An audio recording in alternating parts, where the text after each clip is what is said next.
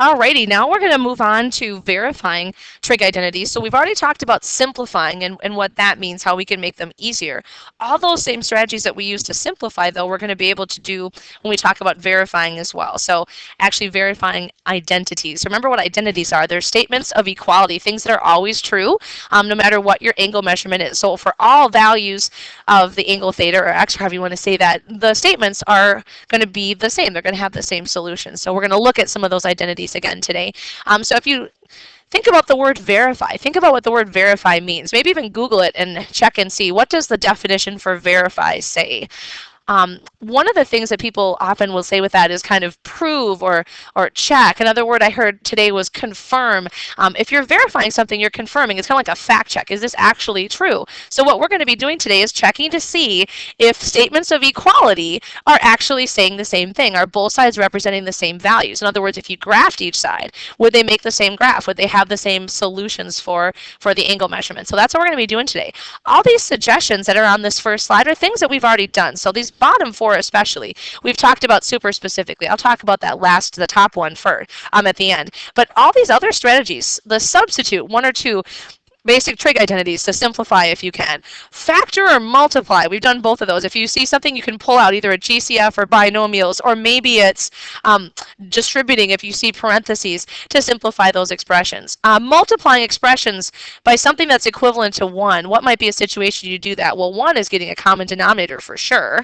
Other times maybe we're trying just to simplify fractions and we want to change its appearance but not its value. So being able to do that is really important. And then if all else fails, change everything into sine and cosine, right? And see if you can just do order of operations. So I'm going to kind of add that on the bottom then. So once you change them over, do order of operations. Do what's being asked of you. That's usually where people get stuck, right? I change everything into sine and cosine. What do I do now? We'll do the operations. The top one is kind of the new one, the one that we're going to look at today, because there are sides now. It says transform the more complicated side into the simpler side. So changing the one to be the other. So working with the one side first.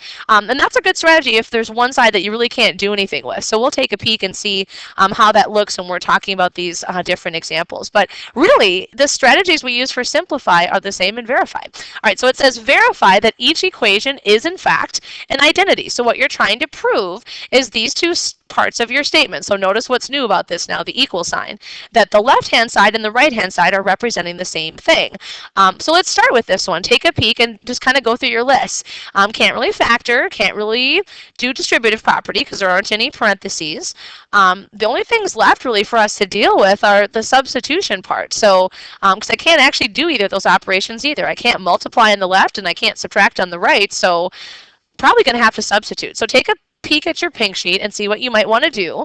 You can maybe pause it and try to start it. What would your first step be? And then check back in and see what I did. All right, so what I'm going to do, I think, is I'm going to change over tangent into sine over cosine. And when I do that, I'm going to go ahead and write sine of x over 1, so I have it written out as a ratio. On the other side, I think I'm going to do 1 over cosine for secant, and then I'll just write cosine over 1 to write it as a ratio as well. When you look at your statements now, I'm kind of using the substitute everything into sine and cosine, kind of that last step down there that we had in our suggestions. That seemed like a good way to start. There's other substitutions I could have made, but I think this might be easier because they're all in the same functions then. All right, so now let's take a look at the left-hand side and the right-hand side. We'll work with kind of both of them. We're trying to prove that they're equal, that they say the same thing. So we want to make them look the same. So this is where a lot of people get stuck, but look at the left. I see multiplication. So let's do that operation. So sine times sine is sine squared. 1 times cosine of x is cosine of x. On the other side, I see a subtraction. Okay, that's a little bit more work. To subtract two fractions, you have to get a common denominator. And what would your denominator be? Well, it would have to be cosine. So I'm going to multiply top and bottom of that second fraction by cosine of x to get my relationship. So I have 1 minus cosine squared of x, so cosine times cosine over cosine of x, my common denominator. All right, now, what we're trying to prove is equality, that these two statements are saying the same thing. So it looks like the denominators are the same. Are the numerators the same? So let's take a look. Sine squared, is that in fact 1 minus cosine squared? Well, look on your pink identity sheet, and that's one of those Pythagorean ones. When we see those Pythagorean squares, we are thinking about some substitutions we might be able to make. So I can replace 1 minus cosine squared with sine squared. and I have verified my identity. Now, some people instead, maybe they would replace the sine squared and write 1 minus cosine squared and verify it that way as well, which is totally fine. I guess I just prefer to write a little bit less, but as long as you're proving that they are the same expression on each side, we're totally fine. So we can show that they are equal. We have verified, we've checked that those are in fact the same statement. Those are true. That is a true sentence. So what we're trying to do is make them equal. Not necessarily easy, simplified, as easy as they can be, but definitely they need to be the same. They need to be equal. So we could graph each of these, they would give us the same solution set. All right, let's try another one. All right, so if you can try pausing the video and just see what you might do to transform the one side to make it the other, see if there's any substitutions you could make and then check back in. All right, so this is a great candidate for, again, work with the one side that's more complicated. The one, there's not really anything you can do, but on the other side, since I see 3 different functions, I think I'm going to change everything over into sine and cosine.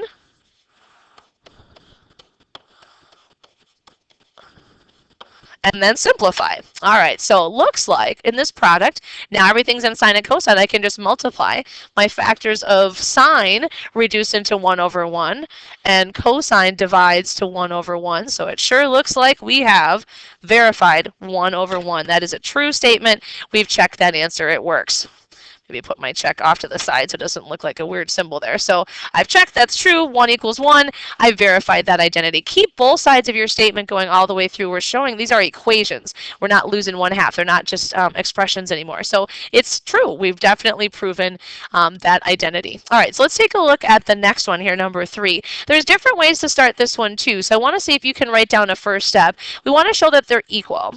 Right, so we have this verify idea going on. So let's look at each side of the equation and see what's happening. So see if you can come up with a first step, and then go ahead and pause the video and keep rolling then once you have your first step.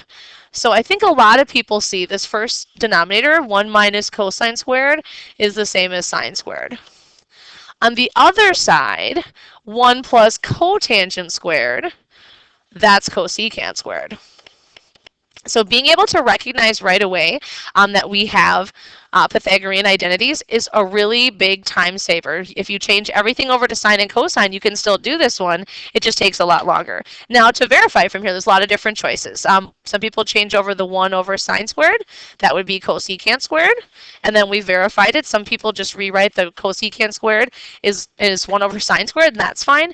Some people didn't change over this other side, the 1 plus cotangent squared right away, and then they maybe had their 1 over sine squared and they left this to start. They didn't really realize there was anything to do. And then they said, oh, that's cosecant squared.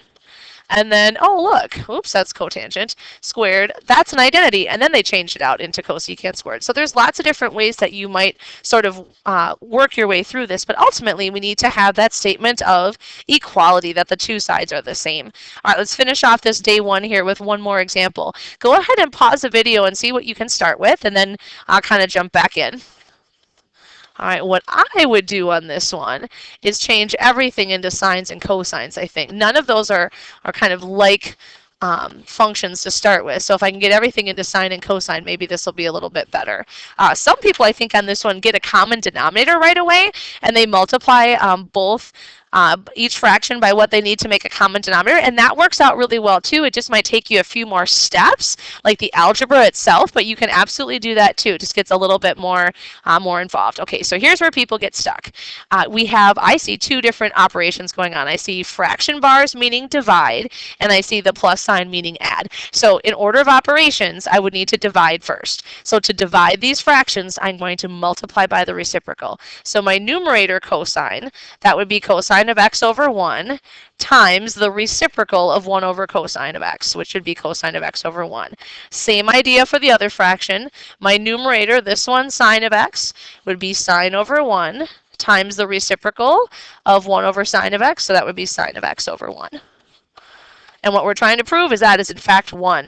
All right, now this is the part where if people try to do things in their head, I mean, just be careful. When you multiply by the reciprocal, then this is going to be cosine squared plus sine squared equals 1. Now let's see if that's a true statement. Is that as far as we can go? Is that true? Well, cosine squared plus sine squared, I see squared terms, check your pink sheet. That is the very first Pythagorean identity that we did, and that is in fact, I can substitute for this, that is 1. So we get that 1 equals 1 we verified. Now if you wanted to, you could say instead cosine squared plus sine squared equals cosine squared plus sine squared of x. So you could write it that way. That would be verified. It's just a little bit longer to write, so you always have your choice that way. So we're going to continue and just kind of keep working with these identities and making sure that we can prove, confirm, check, however you want to say that they are in fact the same. They would have the same solution. So those are the first couple examples. We'll do a few more kind of each of the next couple of days.